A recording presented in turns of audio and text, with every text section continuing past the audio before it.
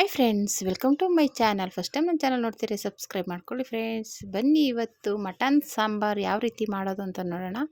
ತಿಳಿಯಾಗಿ ಈ ರೀತಿ ಮಟನ್ ಸಾಂಬಾರು ಮಾಡ್ಕೊಂಡು ತಿಂತಾಯಿದ್ರೆ ಮುದ್ದೆಗೆ ಸೂಪರಾಗಿರುತ್ತೆ. ಬನ್ನಿ ಯಾವ ರೀತಿ ಮಾಡೋದು ಅಂತ ನೋಡೋಣ. ಮೊದಲನೇದಾಗಿ ನಾನು ಇದು ಆಲ್ರೆಡಿ ಒಂದು ಸ್ವಲ್ಪ ಎಣ್ಣೆ ಹಾಕಿ ಎಲ್ಲ ಹುರಿದು ಇಟ್ಕೊಂಡಿದ್ದೀನಿ. ನೀಟಾಗಿ ತೊಳೆದು ಒಂಚೂರು ಅರಿಶಿನ ಮತ್ತು ಈರುಳ್ಳಿ ಹಾಕ್ಬಿಟ್ಟು ಹುರಿದು ಇಟ್ಕೊಂಡಿದ್ದೀನಿ. ಇದಕ್ಕಿವಾಗ ನಾನು ಮಸಾಲೆ ಹಾಕ್ಕೊಂಡು ರುಬ್ಬಬೇಕಾಗುತ್ತೆ. ಮೊದಲನೇದಾಗಿ ಇದಕ್ಕೆ ಮಸಾಲೆ ಬಂದುಬಿಟ್ಟು ಬೆಳ್ಳುಳ್ಳಿ ಮತ್ತು ಹಸಿ ಶುಂಠಿ ಮತ್ತು ಗಸಗಸೆ ಮತ್ತು ಕಾಳು ಮೆಣಸು, ಒಂಚೂರು ಅರಿಶಿನ, ಇದಿಷ್ಟನ್ನು ಹಾಕಿ ರುಬ್ಕೋಬೇಕು ಫಸ್ಟಿಗೆ. ಓಕೆನಾ. ಇದು ಬೆಳ್ಳುಳ್ಳಿ, ಹಸಿ ಶುಂಠಿ, ಗಸಗಸೆ, ಒಂಚೂರು ಚಕ್ಕೆ ಲವಂಗ, ಅರಿಶಿನ ಮತ್ತು ಕಾಳು ಮೆಣಸು ಇದಿಷ್ಟು ಹಾಕ್ಕೊಂಡು ಇದ್ರ ಜೊತೆಗೆ ಒಂದು ಸ್ವಲ್ಪ ಕೊತ್ತಂಬರಿ ಸೊಪ್ಪು, ಒಂಚೂರು ಹುರ್ಗಡ್ಲೆ ಹಾಕಿ ನುಣ್ಣಗೆ ರುಬ್ಕೊಂಡು ಪೇಸ್ಟ್ ಮಾಡ್ಕೋಬೇಕಾಗುತ್ತೆ. ಇದನ್ನು ಪೇಸ್ಟ್ ಮಾಡಿಕೊಂಡು ಫಸ್ಟು ನಾವು ಕೂಗಿಸ್ಕೋಬೇಕು. ಮತ್ತು ಆಮೇಲೆ ಇನ್ನೊಂದು ಮಸಾಲೆ ರೆಡಿ ಮಾಡ್ಕೋಬೇಕು. ಇದಕ್ಕೆ ಈರುಳ್ಳಿ ಮತ್ತು ಒಣಗಿದ ಮೆಣಸಿನ್ಕಾಯಿ ಹಾಕ್ಕೋತಾ ಇದ್ದೀನಿ. ಇದು ಹುರ್ಕೋಬೇಕು ಒಂಚೂರು ಎಣ್ಣೆ ಹಾಕಿ. ನಿಮ್ಮ ಹತ್ರ ಸಾಂಬಾರು ಮಟನ್ ಸಾಂಬಾರು ಪುಡಿ ಇದ್ದರೆ ಅದನ್ನೇ ಹಾಕ್ಕೋಬೋದು. ಒಣಗಿದ ಮೆಣಸಿನ್ಕಾಯಿ ಬೇಕಾಗಿಲ್ಲ. ನಮ್ಮ ಮನೇಲಿ ಮಟನ್ ಸಾಂಬಾರು ಪುಡಿ ಇಲ್ಲದೇ ಇರೋ ಕಾರಣ ನಾನು ಒಣಗಿದ ಮೆಣಸಿನ್ಕಾಯಿ ಹಾಕ್ಕೋತಿದ್ದೀನಿ. ಓಕೆನಾ.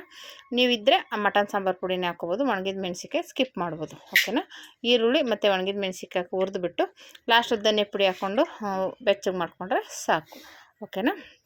ಮೊದಲು ಇದನ್ನೆಲ್ಲ ನುಣ್ಣಗೆ ಪೇಸ್ಟ್ ಮಾಡ್ಕೊಂಬಿಡೋಣ. ನಾನು ಇವಾಗ ಹೇಳಿದ್ನಲ್ಲ, ಸ್ವಲ್ಪ ಹುರ್ಗಡ್ಲೆ ಹಾಕ್ಬಿಟ್ಟು ಇವಾಗ ಇದನ್ನು ಪೇಸ್ಟ್ ಮಾಡ್ಕೊಳ್ಳೋಣ. ಆಗಲೇ ಹೇಳಿದ್ನಲ್ಲ ಮಸಾಲೆನೂ ಹಾಕಿ ನುಣ್ಣಗೆ ಪೇಸ್ಟ್ ಮಾಡ್ಕೋಬೇಕು. ಕೊತ್ತಂಬರಿ ಸೊಪ್ಪು ಹಾಕಿ ಅದನ್ನು ಇವಾಗ ಇದಕ್ಕೆ ಹಾಕಿ ಇದು ಮಾಡ್ಕೋಬೇಕು. ಮೊದಲನೇದಾಗಿ ಇದನ್ನು ಒಂಚೂರು ಎಣ್ಣೆ ಹಾಕಿ ಬಿಸಿ ಮಾಡ್ಕೊಂಬಿಡೋಣ. ಇದು ಬಿಸಿ ಮಾಡಿ ಇದು ಆರೋ ಅಷ್ಟರಲ್ಲಿ, ತಣ್ಣಗಾಗೋ ಅಷ್ಟರಲ್ಲಿ ಅದನ್ನು ಆಲ್ರೆಡಿ ಮಸಾಲೆ ರುಬ್ಕೊಂಡಿದ್ದೀವಲ್ಲ ಅದನ್ನು ಹಾಕಿ ಚೆನ್ನಾಗಿ ಒಂದು 2-3 ವಿಸಿಲ್ ಕೂಗಿಸ್ಬೇಕು. ಮಟನ್ ಆಗಿರೋದ್ರಿಂದ ಚೆನ್ನಾಗಿ ಬೇಯಬೇಕಲ್ವ, ಹಾಗಾಗಿ ಒಂದು 4 ಕೂಗಿ ಕೂಗಿಸಿ, ಏನು ತೊಂದರೆ ಇಲ್ಲ. ಕೂಗಿದಷ್ಟು ಚೆನ್ನಾಗಿ ಬೆಂದರೆ ಚೆನ್ನಾಗಿರುತ್ತೆ ಟೇಸ್ಟು ಮಟನಲ್ಲೆಲ್ಲ. ಓಕೆನಾ. ಮತ್ತು ಇದನ್ನು ಈ ಥರ ನುಣ್ಣಗೆ ಚೆನ್ನಾಗಿ ಹುರ್ಕೊಂಡಾದ್ಮೇಲೆ ಅದಕ್ಕೆ ಧನಿಯಾ ಪುಡಿ ಮತ್ತು ಒಂದು ಸ್ವಲ್ಪ ಕಾಯಿ, ಒಂದು ಟೊಮೊಟೊ ಹಾಕ್ಕೊಂಡ್ರೆ ಸಾಕು. ಟೊಮೊಟೊ ಹಾಕೋದು ಸ್ಕಿಪ್ ಆಗಿಬಿಟ್ಟಿದೆ. ಹಾಕ್ಕೊಂಡು ಚೆನ್ನಾಗಿ ನುಣ್ಣಗೆ ರುಬ್ಕೋಬೇಕು. ಮೊದಲು ಆ ಮಸಾಲೆ ರುಬ್ಬಿ 1-2 ವಿಸಿಲ್ ಕೂಗಿಸ್ಕೋಬೇಕು. ಆಮೇಲೆ ಈ ಮಸಾಲೆನ ಇದು ಇವಾಗ ಹುರಿದುಬಿಟ್ಟು ಸೈಡ್ಗೆ ಇಟ್ಬಿಡೋಣ. ಇದು ಬಿಸಿ ಇರುತ್ತಲ್ಲ, ತಣ್ಣಗಾಗಲಿ. ಓಕೆನಾ. ಬಿಸಿಲೇ ರುಬ್ಬೋಕ್ಕಾಗಲ್ಲ, ಹಾಗಾಗಿ ತಣ್ಣಗಾಗಲಿ. ಅದನ್ನು ಇಟ್ಟುಬಿಟ್ಟು ಮತ್ತೆ ಆಲ್ರೆಡಿ ಫಸ್ಟ್ ರುಬ್ಕೊಂಡಿದ್ದೀವಲ್ಲ ಆ ಮಸಾಲೆನ ಹಾಕೋಣ. ಓಕೆನಾ.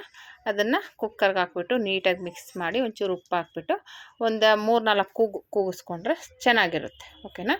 ಇವಾಗ ಈ ರೀತಿ ಇವಾಗ ನೀರು ಸ್ವಲ್ಪನೇ ಇಟ್ಕೊಳ್ಳಿ. ಆಮೇಲೆ ನಾವು ಇನ್ನೊಂದು ಮಸಾಲೆ ಹಾಕಿದಾಗ ನಿಮ್ಗೆ ಎಷ್ಟು ನೀರು ಬೇಕು, ಜಾಸ್ತಿ ತೆಳ್ಳಗೆ ಬೇಕಂದರೆ ತೆಳ್ಳಗೆ ಇಟ್ಕೊಬೋದು, ಗಟ್ಟಿ ಬೇಕಂದರೆ ಗಟ್ಟಿಗೆ ಇಟ್ಕೊಬೋದು. ಅದು ನಿಮಗೆ ಚಾಯ್ಸು. ನಾನು ಸ್ವಲ್ಪ ತೆಳ್ಳಗೆ ಮಾಡಿದ್ದೀನಿ, ಯಾಕಂದರೆ ಮಟನ್ ಸಾಂಬಾರು ಅಂದರೆ ಸ್ವಲ್ಪ ತೆಳ್ಳಗೆ ತಿನ್ನೋಕ್ಕೆ ಚೆನ್ನಾಗಿರುತ್ತೆ. ಗಟ್ಟಿಯಾಗಿರಬಾರ್ದು ಅಂದ್ಬಿಟ್ಟು ತೆಳ್ಳಗೆ ಮಾಡ್ತೀನಿ. ಓಕೆನಾ. ಈ ರೀತಿ ನೀಟಾಗಿ ಕುಕ್ಕರಲ್ಲಿ ಕೂಗಿಸ್ಕೋಬೇಕು. ನಾನು ಹೇಳ್ದಂಗೆ ಒಂದು 4 ಕೂಗಿಸಿದ್ದೀನಿ ನೋಡಿ, ಈ ಥರ ಆಗಿದೆ. ಇವಾಗ ಇದಕ್ಕೆ ಬಂದುಬಿಟ್ಟು ಮಾಮೂಲಿ ಇನ್ನೊಂದು ಮಸಾಲೆ ರುಬ್ಕೊಂಡಿದ್ನಲ್ಲ ಆ ಮಸಾಲೆ ಹಾಕ್ತಾಯಿದ್ದೀನಿ. ಓಕೆನಾ. ಇವಾಗ ಇದನ್ನು ಹಾಕ್ಬಿಟ್ಟು ಇವಾಗ ನೀರು ನಿಮ್ಗೆ ಎಷ್ಟು ಜಾಸ್ತಿ ಬೇಕು ಅಷ್ಟು ಕೂಗ್ಬಿಟ್ಟು ಜಾಸ್ತಿ ಮಾಡ್ಕೊಳ್ಳಿ ನೀರನ್ನ. ಕೂಗಿಸ್ಕೊಂಡು ಜಾಸ್ತಿ ಮಾಡ್ಕೋಬೇಕು ನೀರನ್ನ. ಇವಾಗ ನಾನು ಹೇಳ್ದಂಗೆ ತೆಳ್ಳಗೆ ಬೇಕು ಅಂದರೆ ತೆಳ್ಳಗೆ, ಇಲ್ಲ ಗಟ್ಟಿಯಾಗಿರಲಿ ಅಂದರೆ ಸ್ವಲ್ಪ ನೀರು ಕಮ್ಮಿ ಮಾಡ್ಕೊಳ್ಳಿ. ಓಕೆನಾ.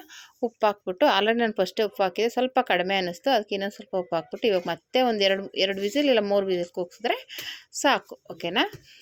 ಈ ರೀತಿ ನೀಟಾಗಿ ಕೂಗಿಸ್ಕೊಂಡ್ರೆ ಸಾಂಬಾರು ರೆಡಿ ಆಗುತ್ತೆ. ತುಂಬಾ ಟೇಸ್ಟಿಯಾಗಿರುತ್ತೆ.